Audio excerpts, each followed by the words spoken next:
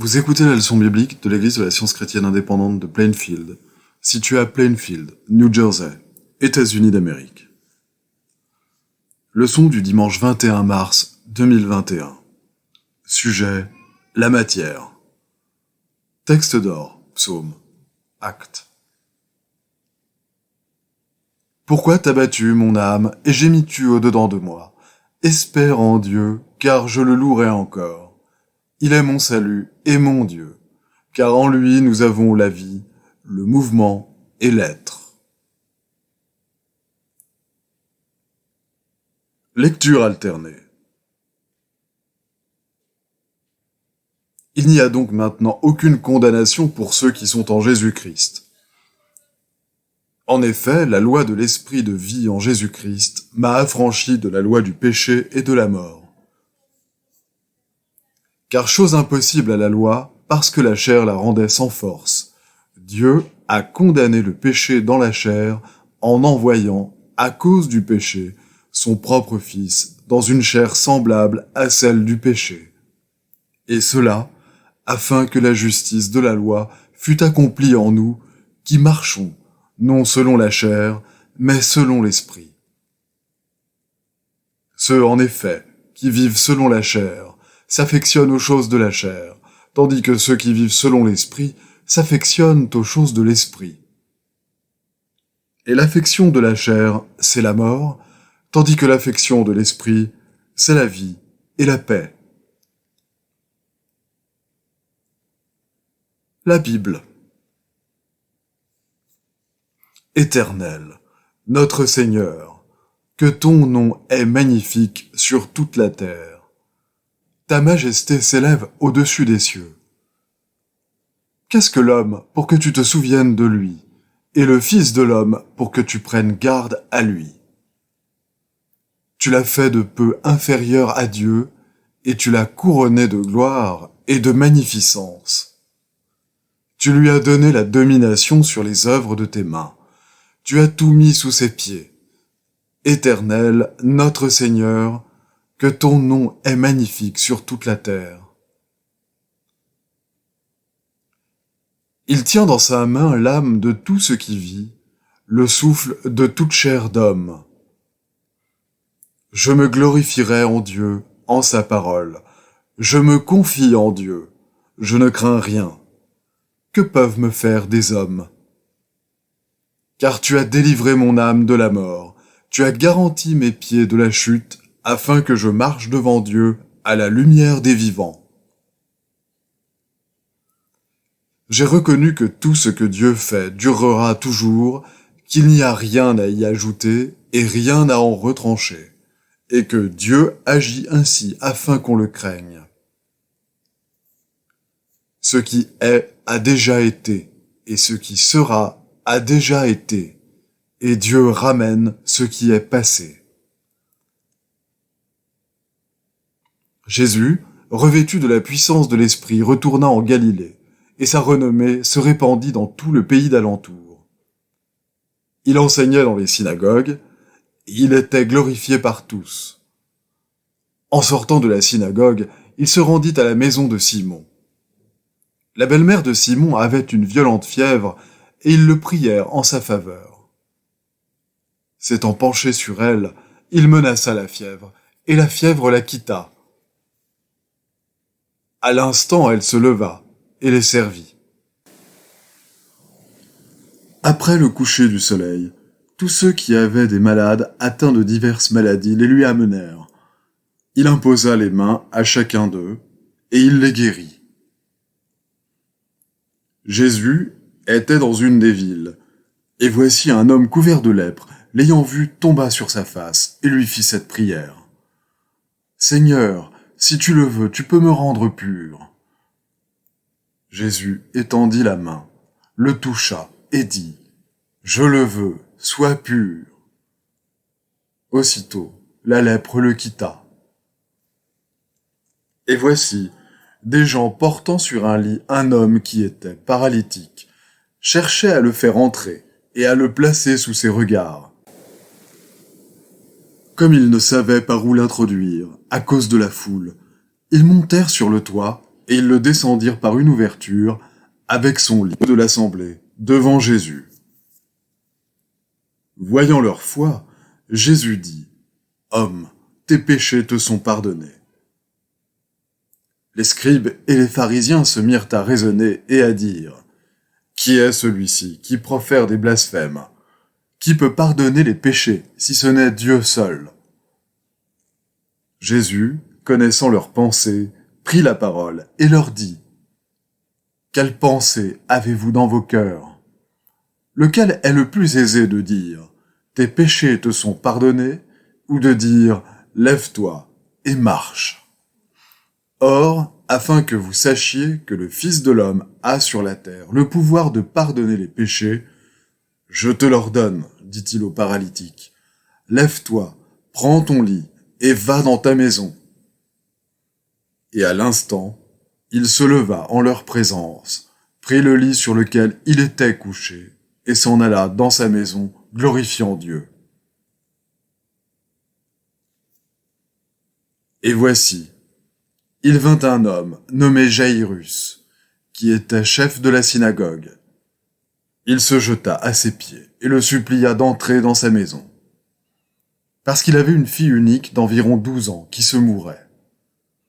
Lorsqu'il fut arrivé à la maison, il ne permit à personne d'entrer avec lui, si ce n'est à Pierre, à Jean et à Jacques, et au père et à la mère de l'enfant. Tous pleuraient et se lamentaient sur elle. Alors Jésus dit, « Ne pleurez pas, elle n'est pas morte, mais elle dort. » Et il se moquait de lui, sachant qu'elle était morte. Mais il la saisit par la main et dit d'une voix forte, « Enfant, lève-toi. » Et son esprit revint en elle, et à l'instant elle se leva, et Jésus ordonna qu'on lui donnât à manger. Les parents de la jeune fille furent dans l'étonnement, et il leur recommanda de ne dire à personne ce qui était arrivé. Ce que je dis, frères, c'est que la chair et le sang ne peuvent hériter le royaume de Dieu, et que la corruption n'hérite pas l'incorruptibilité. Voici, je vous dis un mystère. Nous ne mourrons pas tous, mais tous nous serons changés. En un instant, en un clin d'œil, à la dernière trompette. La trompette sonnera, et les morts ressusciteront incorruptibles, et nous serons changés. Car il faut que ce corps corruptible revête l'incorruptibilité, et que ce corps mortel revête l'immortalité. Lorsque ce corps corruptible aura revêtu l'incorruptibilité, et que ce corps mortel aura revêtu l'immortalité, alors s'accomplira la parole qui est écrite. La mort a été engloutie dans la victoire. Ô mort, où est ta victoire? Ô mort, où est ton aiguillon? L'aiguillon de la mort, c'est le péché, et la puissance du péché, c'est la loi. Mais grâce soit rendue à Dieu, qui nous donne la victoire par notre Seigneur Jésus-Christ. Soyez donc parfaits, comme votre Père céleste est parfait.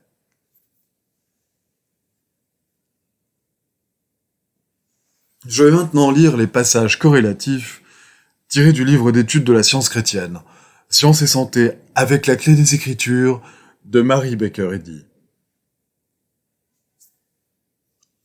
Question. Quel est l'exposé scientifique de l'être? Réponse. Il n'y a ni vie, ni vérité, ni intelligence, ni substance dans la matière. Tout est entendement infini et sa manifestation infinie, car Dieu est tout en tout. L'esprit est la vérité immortelle, la matière est l'erreur mortelle. L'esprit est le réel et l'éternel, la matière est l'irréel et le temporel. L'esprit est Dieu, et l'homme est son image et sa ressemblance. Donc l'homme n'est pas matériel, il est spirituel. La matière n'a pas de vie à perdre, et l'esprit ne meurt jamais. Une association formée d'entendement et de matière ne tiendrait pas compte de l'entendement omniprésent et omnipotent. Cela montre que la matière n'eut pas son origine en Dieu, l'Esprit, et qu'elle n'est pas éternelle. Par conséquent, la matière n'est ni substantielle, ni vivante, ni intelligente. Le point de départ de la science divine est que Dieu, l'Esprit, est tout en tout, et qu'il n'y a pas d'autre puissance, ni d'autre entendement. Que Dieu est amour, et par conséquent, il est principe divin. La matière ne peut être malade, et l'entendement est immortel. Le corps mortel n'est que la croyance mortelle erronée qu'il y a entendement dans la matière. Ce que vous nommez matière n'était à l'origine que l'erreur en solution, l'entendement mortel élémentaire que Milton compare au chaos et à l'antique nuit. Une des théories relatives à cet entendement mortel est que ces sensations peuvent reproduire l'homme, peuvent former le sang, la chair et les os.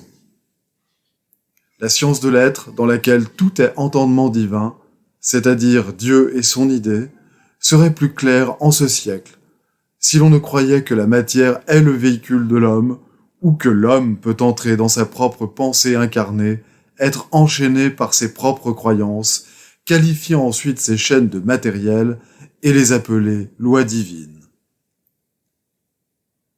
L'homme sera parfait quand il démontrera la science chrétienne d'une manière absolue. Il ne pourra ni pécher, ni souffrir, ni être assujetti à la matière, ni désobéir à la loi de Dieu.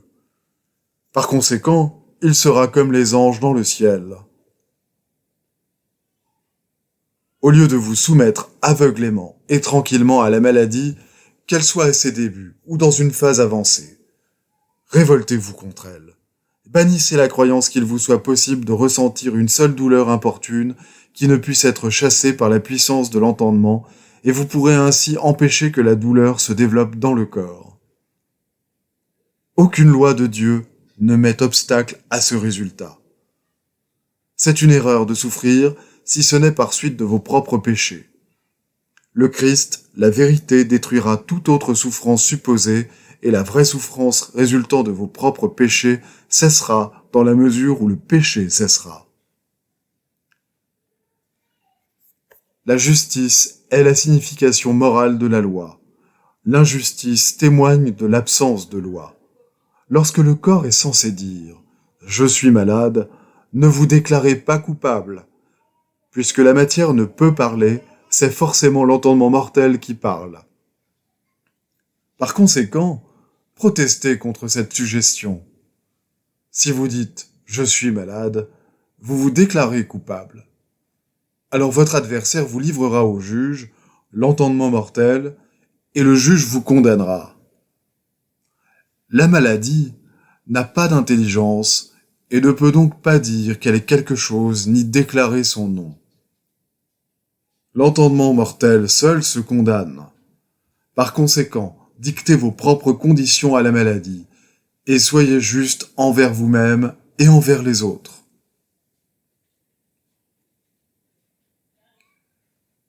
Demeurez ferme dans votre compréhension du fait que l'entendement divin gouverne, et que dans la science, l'homme reflète le gouvernement de Dieu.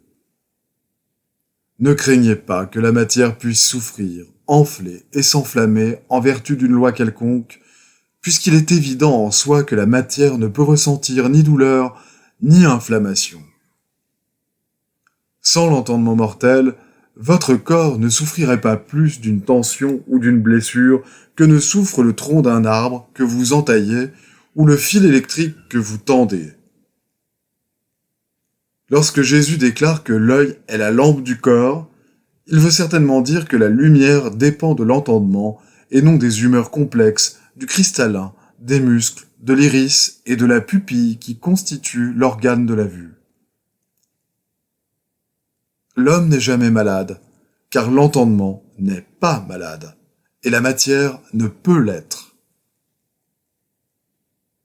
Une fausse croyance est à la fois ce qui tente et ce qui est tenté, le péché et le pécheur, la maladie et sa cause. Il est bon d'être calme dans la maladie. Espérer vaut mieux encore, mais le mieux de tout, c'est de comprendre que la maladie n'est pas réelle et que la vérité peut en détruire la réalité apparente, car la compréhension de ce fait est le remède universel et parfait. Il nous est prouvé que la vie ne dépend pas de conditions corporelles, lorsque nous apprenons que la vie et l'homme survivent au corps. Ni le mal, ni la maladie, ni la mort ne peuvent être spirituels, et notre croyance matérielle à leur sujet disparaît en proportion de notre croissance spirituelle. Puisque la matière n'a pas de conscience ou ego, elle ne peut agir. Ses conditions sont des illusions, et ces conditions erronées sont la source de tout ce qui semble être une maladie.